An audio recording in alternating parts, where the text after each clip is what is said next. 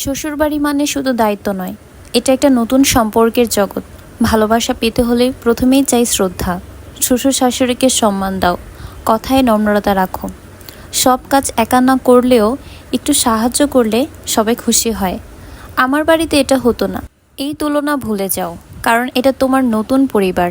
স্বামীর ভালোবাসা চাইলে তার পরিবারকেও আপন করে নিতে হবে। তর্ক নয়, বোঝাপড়া, এটাই সম্পর্কের মূল। ধৈর্য ধরো, সময় দাও। তোমার ব্যবহারে যদি উষ্ণতা থাকে, ভালোবাসা একদিন না একদিন ফিরবেই।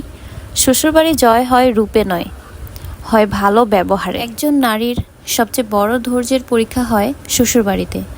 শ্বশুরবাড়ি মানেই যেন নিজের বাড়িকে প্রমাণ করতে একটি নতুন যুদ্ধ।